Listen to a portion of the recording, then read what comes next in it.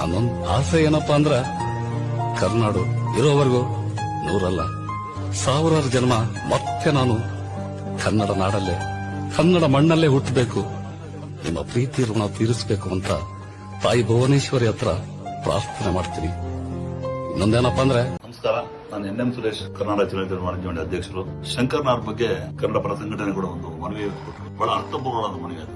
ಬೆಂಗಳೂರು ನಗರದ ಪ್ರತಿಷ್ಠಿತ ಬಡಾವಣೆ ರಾಗಿಗುಡ್ಡದಲ್ಲಿ ಹೊಸ ಮೆಟ್ರೋ ನಿಲ್ದಾಣ ಪ್ರಾರಂಭ ಆಗ್ತಾ ಇದೆ. ಆ ನಿಲ್ದಾಣಕ್ಕೆ ಶಂಕರ್ನಾಗ್ ಹೆಸರು ಪ್ರಸ್ತಾವನೆ ಮಾಡಿದಾಗ ನಿಜವಾಗ್ಲೂ ಅವರು ಬಹಳ ಸಂತೋಷದ ವಿಚಾರ. ಯಾಕಂದ್ರೆ ಶಂಕರ್ನಾಗ್ ಕನ್ನಡ ಚಿತ್ರರಂಗಕ್ಕೆ ನಮ್ಮ ಈ ನಾಡಿಗೆ ಕೊಟ್ಟಂತ ಕೊಡುಗೆ ಯಾರು ಮರೆಯಕ್ಕಾಗಲ್ಲ. ಹೆಚ್ಚಿನ ದಿನಗಳಲ್ಲಿ ನೀವು ಒಂದು ಹ್ಯಾಶ್ಟ್ಯಾಗ್ನ ನೋಡ್ತಾ ಇದ್ದೀರಾ. ಆ ಹ್ಯಾಶ್ಟ್ಯಾಗ್ ಯಾವುದು ಅಂದರೆ, ಒಂದು ಮೆಟ್ರೋ ಸ್ಟೇಷನ್ಗೆ ಬಂದ್ಬಿಟ್ಟು ಶಂಕರ್ನಾಗ್ ಸರ್ ಅವ್ರ ಹೆಸರಿಡಬೇಕು ಅಂತ ಹೇಳ್ಬಿಟ್ಟು, ಅದು JP ನಗರ ಮೆಟ್ರೋ ಸ್ಟೇಷನ್.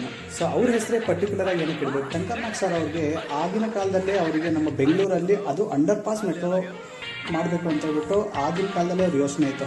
ಅವರ ಆ ಒಂದು ಆಸೆ ಈಡೇರುವಷ್ಟರಲ್ಲಿ ಅವರೊಂದು ಆಕ್ಸಿಡೆಂಟ್ನಲ್ಲಿ ತೀರ್ಕೊಳ್ತಾರೆ.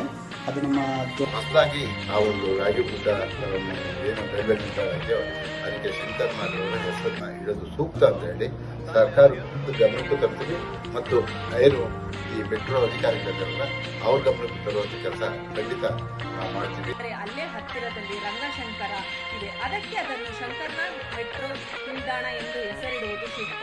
ದಯವಿಟ್ಟು ಈ ವಿಚಾರವಾಗಿ ಎಲ್ಲರೂ ಕೈ ಬೆಂಗಳೂರಲ್ಲಿರೋ ರಾಗಿಗುಡ್ಡ ಮೆಟ್ರೋ ಸ್ಟೇಷನ್ ಏನಿದೆ ಅದಕ್ಕೆ ಶಂಕರಣ್ಣ ಅವರ ಹೆಸರಿಡೋದು ಸೂಕ್ತ ಅಂತ ಅನಿಸ್ತು. ಯಾಕೆಂದ್ರೆ ಅಲ್ಲೇ ಹತ್ತಿರದಲ್ಲೇ ರಂಗಶಂಕರ ಇದೆ, ಅದಕ್ಕೆ ಶಂಕರ್ನಾಗ್ ಮೆಟ್ರೋ ಸ್ಟೇಷನ್ ಅಂತ ಹೆಸರಿಡೋದು ಉತ್ತಮ ಅಂತ ಅನಿಸ್ತು.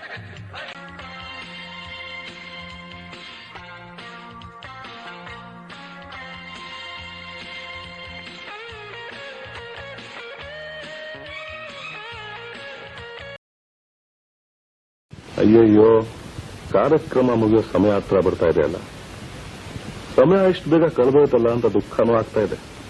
ಆದ್ರೆ ಏನ್ ಮಾಡೋದು ಹೇಳಿ, all good things must come to end ಹೇಳ್ತಾರಲ್ಲ ಹಾಗೆ. ಸ್ನೇಹಿತರೆ, ಈ ಕಾರ್ಯಕ್ರಮ ನಿಮ್ಮೆಲ್ರಿಗೂ ಇಷ್ಟ ಆಗಿದೆ. ನಿಮ್ಮ ಸಹಕಾರ ಬೆಂಬಲ ನನ್ನ ಮೇಲೆ ಸದಾ ಇರುತ್ತೆ ಅಂತ ನಾನು ನಂಬ್ಕೊಂಡಿದ್ದೀನಿ.